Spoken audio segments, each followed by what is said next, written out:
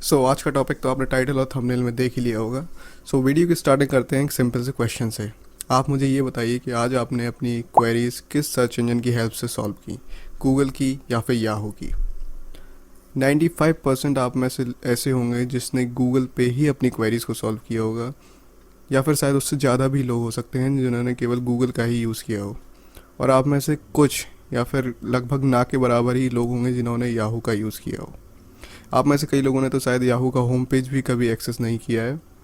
लेकिन अगर हम इंटरनेट की हिस्ट्री को उठा के देखें तो याहू एक टाइम पर इंटरनेट का किंग था, और जो भी लोग इंटरनेट को एक्सेस करना चाहते थे उनकी पहली प्रायोरिटी याहू ही थी।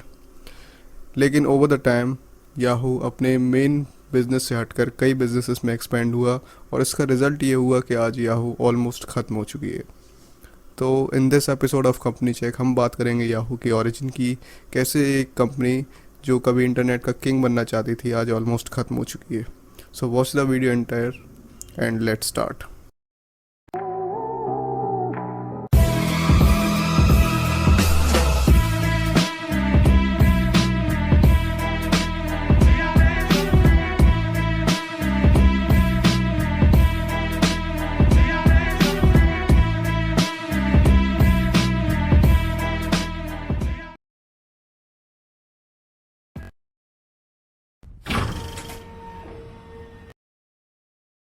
तो साल था 1994। इंटरनेट अभी अपने रफेस्ट फॉर्म में था।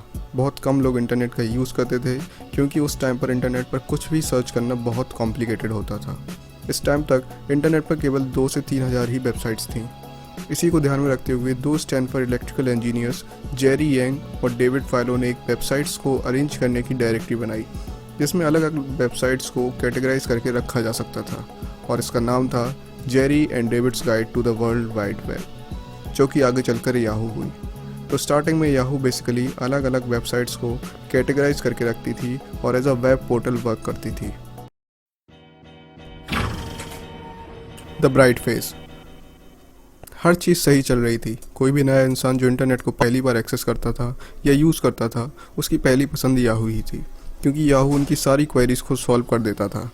अप्रैल 1996 में याहू ने अपना स्टॉक मार्केट डेब्यू भी किया, जिसमें पहले ही दिन याहू का स्टॉक प्राइस 270% तक बढ़ के $43 का शेयर पर बंद हुआ। उसी साल 1996 में याहू ने अपना एक्सपेंशन यूनाइटेड किंगडम में भी किया। अक्टूबर 1997 में याहू ने 411 नाम की एक कंपनी को खरीदा। जून 1998 में याहू ने रॉकेटमेल नाम की एक कंपनी को खरीदा, जो आगे चलकर याहू मेल में कन्वर्ट कर दी गई। और 1998 में और 1999 में याहू ने अपनी हिस्ट्री के सबसे बड़े एक्विजिशंस किए, जैसे कि broadcast.com, जो याहू ने $5.7 बिलियन में खरीदी थी, और उसके साथ साथ वाई वेब और जियो सिटीज़ भी वो कंपनीज थी जो याहू ने बिलियंस ऑफ डॉलर्स में खरीदी थी। अगर आपको नहीं पता तो शार्क टैंक के एक इन्वेस्टर है मार्क क्यूबन, जो कि broadcast.com के फाउंडर थे, और याहू के इसी डील के बाद वो एक बिलियनियर भी बने थे। अभी तक सब कुछ सही चल रहा था। याहू अपने इंटरनेशनल एक्सपेंशन पर ध्यान दे रहा था, अलग अलग कंट्रीज़ में एक्सपेंड कर रहा था, और इसी के साथ साथ अलग अलग सेगमेंट्स में भी एक्सपेंड कर रहा था, जैसे कि रेडियो, स्टोर्स, ई कॉमर्स, इन सब में भी। तो हम कह सकते हैं कि 1995 से 1999 तक याहू का ये ब्राइट फेज था, और इस टाइम पर याहू का वैल्यूएशन करीब $20 बिलियन तक पहुंच चुका था। लेकिन इसी ब्राइट फेज में याहू ने कुछ बड़ी गलतियां भी की। The reason of the downfall.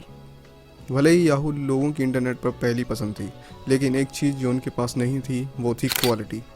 Yahoo ने स्टार्टिंग से ही वेब डायरेक्टरी बनने की कोशिश की थी, ना कि सर्च इंजन, और इसका रिज़ल्ट यह हुआ था कि याहू पर सभी डायरेक्टरीज मैन मेड थीं, और आप किसी भी चीज़ को डायरेक्ट सर्च नहीं कर सकते थे। साथ ही साथ याहू का होम पेज भी बहुत भरा रहता था। हर जगह पर एड्स, बैनर्स, कॉलम्स, ये सब रहते थे। जैसा कि आपको पता है कि याहू उस टाइम पर बहुत पॉपुलर था। यही याहू का एक बड़ा कारण था कि उसके होम पेज पर हर एडवर्टाइज़र अपनी ऐड लगवाने की कोशिश करता था, और इतनी सारी एड्स का रिज़ल्ट ये हुआ था कि याहू का होम पेज का यूज़र एक्सपीरियंस बहुत ख़राब हो चुका था। याहू शुरू से ही एक ओवरऑल इंटरनेट बनने की तैयारी में था। उन्होंने अपने होम पेज पर हर तरीके के ऑप्शंस प्रोवाइड कर रखे थे जो उस टाइम पर पॉसिबल थे, जैसे कि टिकट बुकिंग, ई कॉमर्स और रेडियो और ये सब। जहाँ पर एक तरफ याहू ने इंटरनेट को एज अ वेब डायरेक्टरी बनाने का सोचा था, वहीं दूसरी तरफ दो और Stanford PhD students Larry page और सर्गी ब्रिन ने इंटरनेट को एक अलग पर्सपेक्टिव से देखा। लैरी और सर्गी ने वेबसाइट्स को उनकी क्वालिटी के अकॉर्डिंग रैंक करने के लिए एक एल्गोरिदम डेवलप की थी जिसका नाम था page rank. Basically page rank websites को उनकी इंपॉर्टेंस के अकॉर्डिंग सर्च रिजल्ट में रैंक करती थी। और जब उन्होंने अपना इस एल्गोरिदम का आइडिया 1997 में याहू को प्रेजेंट किया और अपनी ये एल्गोरिदम $1 मिलियन में याहू को बेचने का ऑफ़र दिया, तो याहू के फाउंडर्स ने रिजेक्ट कर दिया, क्योंकि उनका मानना था कि अगर लोगों को डायरेक्ट उनकी क्वेरीज का रिजल्ट दे दिया गया तो वो याहू के होम पेज पर कम टाइम बिताएंगे और जिससे याहू का रेवेन्यू दिन ब दिन कम हो जाएगा। और साथ ही साथ याहू के फाउंडर डेविड फाइलो ने लैरी पेज और सर्गी ब्रिन को ये एडवाइस दी कि वो अपने इस एल्गोरिदम से अपना खुद का सर्च इंजन बनाएं और उसको खुद ऑपरेट करें। शायद उस टाइम पर डेविड फाइलो को ये पता नहीं था कि जिस टेक्नोलॉजी को उन्होंने मना किया है वो आगे चलकर पूरी दुनिया को डोमिनेट करने वाली थी।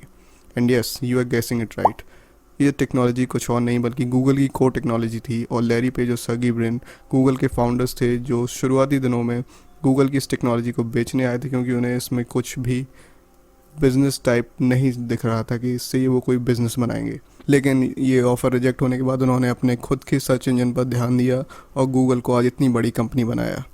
तो अगर आप गूगल पर भी एक सेपरेट वीडियो चाहते हैं सो कमेंट डाउन बिलो, मैं उस पर भी एक सेपरेट वीडियो बनाऊंगा। And let's talk about Yahoo now.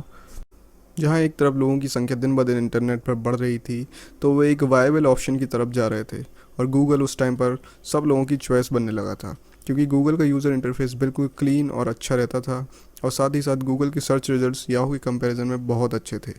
और एट द एंड 1998 में जब याहू ने सर्च में इंटरेस्ट आता हुआ देखा तो उन्होंने याहू को सर्च में कन्वर्ट करने का सोचा, और जिसमें याहू के होम पेज पर अब नीचे याहू सर्च का भी ऑप्शन प्रोवाइड किया गया, जिसके बदले में याहू को गूगल को $7 मिलियन हर साल पे करने पड़े एज अ लाइसेंसिंग फ़ी, और याहू पर गूगल के ही सर्च रिजल्ट्स अपीयर होते थे। मतलब जिस टेक्नोलॉजी को एक साल पहले याहू ने $1 मिलियन में लेने में मना कर दिया था, आज उसी टेक्नोलॉजी के लिए याहू हर साल गूगल को $7 मिलियन पे कर रहा था। और सर्च में इतना पोटेंशियल देखकर याहू के सीईओ ने याहू के इन्वेस्टर्स के सामने गूगल को $1 बिलियन में ख़रीदने का ऑफ़र रखा। लेकिन ऑफ़र को मंजूरी मिलते इतनी देर हो गई कि अब गूगल का खुद का मार्केट वैल्यू $3 बिलियन तक पहुंच चुका था। और इन्हीं सब के बीच में शुरुआत हुई .com क्रैश की। और जिनको .com क्रैश के बारे में कुछ भी नहीं पता, बहुत शॉर्ट में बस इतना समझ लीजिए कि 1990 के करीब जब यूएस में लोगों ने इंटरनेट कंपनीज के पोटेंशियल को देखा तो लाखों इन्वेस्टर्स ने हर एक कंपनी जिसके नाम के आगे .com लगा हुआ था उसमें बिलियंस ऑफ डॉलर्स लगाने शुरू कर दिए बिना कंपनी को एनालाइज किए। और इसका रिज़ल्ट ये हुआ था कि 1999 से 2001 में यूएस का स्टॉक मार्केट बहुत हाई हो चुका था। लेकिन जब कुछ इन्वेस्टर्स ने कंपनी को एनालाइज करना शुरू किया तो इन्वेस्टर्स के बीच एक पैनिक सिचुएशन क्रिएट हो गई, जिसकी वजह से वो जल्दी जल्दी अपना पैसा स्टॉक मार्केट से निकालने लगे। और इसका रिज़ल्ट ये हुआ था कि यूएस का स्टॉक मार्केट इसी पैनिक सिचुएशन के चलते क्रैश हो चुका था और कई कंपनीज जिनमें बिलियंस ऑफ डॉलर्स का वैल्यूएशन था वो रातों रात बैंकरप्ट हो चुकी थी। लेकिन कुछ फेमस कंपनीज जैसे कि Amazon.com, गूगल और याहू इस .com क्रैश को सरवाइव कर चुकी थी, लेकिन इनका वैल्यूएशन बहुत लो हो गया था। जैसे कि फॉर एग्जांपल गूगल और Amazon का वैल्यूएशन इस टाइम पर tens of billions of dollars में चल रहा था, लेकिन .com क्रैश ख़त्म होते होते इनका वैल्यूएशन 50-60% लेस हो गया था। और याहू का भी वैल्यूएशन जो .com क्रैश में $100 बिलियन से भी ज़्यादा पहुंच चुका था, .com क्रैश ख़त्म होते होते $10 बिलियन से भी कम हो चुका था। याहू के शेयर्स .com के बूम के टाइम पर $118 पर शेयर तक चल रहे थे और .com का क्रैश होते होते याहू का शेयर प्राइस $8 तक गिर चुका था। याहू ने एक बार फिर गूगल को ख़रीदने की कोशिश की थी और इस बार का ऑफ़र उन्होंने $3 बिलियन रखा था, लेकिन गूगल ने $5 बिलियन में डील को करने का डिसीजन दिया। लेकिन इस टाइम पर याहू का खुद का वैल्यूएशन $5 बिलियन के करीब था, सो एक बार फिर से ये डील नहीं हो पाई। साथ ही साथ गूगल ने याहू को अब सर्च रिजल्ट्स लाइसेंस करने का भी बंद कर दिए। अब दिन ब दिन लोग याहू की जगह गूगल को प्रेफर कर रहे थे और गूगल ने अपना रेवेन्यू जनरेट करने के लिए अपने सर्च इंजन पर सर्च एड्स लगाने शुरू किए और उसके लिए एक प्लेटफॉर्म डेवलप किया जो आगे चलकर गूगल एडवर्ड्स बना।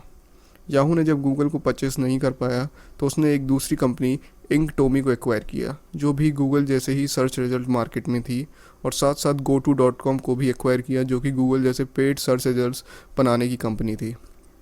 और अब याहू का प्लान था गूगल जैसा ही बनने का with the help of Inktomi and GoTo.com। लेकिन इवेंचुअली ये पॉसिबल नहीं हो पाया क्योंकि गूगल के सर्च रिजल्ट्स याहू के कंपैरिजन में कई गुना अच्छे थे। और अब टाइम ये आ चुका था कि लोगों की पसंद याहू ना हो के गूगल हो चुकी थी, और हर महीने गूगल का मार्केट शेयर बढ़ता ही जा रहा था। The unforgettable mistakes. Dot com crash के बाद याहू ने बहुत कोशिश की गूगल को हराने की, बट इवेंचुअली गूगल और फेसबुक जैसी कई इनोवेटिव कंपनीज ने याहू के लगभग हर प्रोडक्ट का एक बेहतर अल्टरनेटिव दुनिया के सामने रखा। फॉर एग्जांपल 2005 के करीब लोग याहू मेल से जीमेल की तरफ शिफ्ट होने लगे थे, और याहू मैसेंजर की जगह लोग अब फेसबुक मैसेंजर का यूज़ करने लगे थे। याहू ने अपने टाइम से बहुत आगे की सर्विसेज लॉन्च की थी, लाइक याहू मेल और याहू मैसेंजर, लेकिन प्रॉब्लम थी उनकी लैक ऑफ इनोवेशन। वो इंडस्ट्री में कुछ भी नया जो इनोवेट होता था उसको अडेप्ट नहीं करते थे, और यही एक उनका बड़ा रीज़न था डाउनफॉल का। 2007 के अराउंड याहू ने फेसबुक को $1 बिलियन में ख़रीदने का फैसला किया था, लेकिन फेसबुक के सीईओ मार्क ज़करबर्ग ने ऑफ़र डिक्लाइन कर दिया था। कुछ सोर्सेज की माने तो अगर फेसबुक को $1.1 बिलियन का ऑफ़र दिया जाता याहू की तरफ से, तो फेसबुक के बोर्ड मेंबर्स फेसबुक को ज़रूर बेच देते, और शायद आज की दुनिया कुछ अलग होती। याहू हर तरीके से सस्टेन करने की कोशिश कर रहा था। इस सब को देखते हुए माइक्रोसॉफ्ट ने 2008 में याहू को $45 बिलियन में ख़रीदने का फैसला किया था, लेकिन याहू के सीईओ जेरी यांग ने ऑफ़र को रिजेक्ट कर दिया था, ये कहकर कि याहू जैसे ग्लोबल ब्रांड के लिए $45 बिलियन बहुत कम है। ये उस टाइम की टेक इंडस्ट्री की सबसे बड़ी ऑफरिंग थी। इस ऑफ़र के कुछ ही साल बाद याहू की हालत इतनी ख़राब होने लगी थी कि याहू की लीडरशिप टीम याहू को छोड़कर जाने लगी थी, और 2009 से 2014 के बीच याहू में 4 सीईओज़ को बदला गया, और एट द एंड 2016 में वेराइजन मीडिया ने याहू को $4.5 बिलियन में ख़रीद लिया, माइक्रोसॉफ्ट के ऑफ़र की 1/10 में। सो दैट इज़ हाउ एक इतना बड़ा इंटरनेट जायंट ऑलमोस्ट ख़त्म हो गया। सो एट द एंड बात करते हैं कॉन्क्लूज़न की। आखिर इन सबसे कॉन्क्लूज़न क्या निकल कर आता है? कॉन्क्लूजन सीधा ये निकल कर आता है कि इससे कोई फ़र्क नहीं पड़ता कि आपके पास कितने भी बिलियंस ऑफ डॉलर्स हों, अगर आप नए इनोवेटिव प्रोडक्ट्स नहीं बनाएंगे, टेक्नोलॉजी के संग कदम से कदम नहीं मिलाएंगे, नए इनोवेटिव प्रोडक्ट्स कंज्यूमर्स के लिए नहीं निकालेंगे, तो आपका डाउनफॉल निश्चित है। और यही याहू के साथ भी हुआ। सो आई होप आपको ये वीडियो पसंद आई हो। अगर वीडियो पसंद आई तो वीडियो को लाइक कीजिए, और इंडेफिनिट थिंग्स इस चैनल पर हम इसी टाइप की डॉक्यूमेंट्री स्टाइल वीडियोस लेकर आते हैं जो एंटरप्रेन्योरशिप, बिजनेस, स्टार्टअप, फाइनेंस, इन सब से रिलेटेड होती हैं। सो अगर आपको इन सब में से किसी भी टॉपिक में इंटरेस्टेड है तो आप प्लीज़ चैनल को लाइक कीजिए, and I will see you in the next video.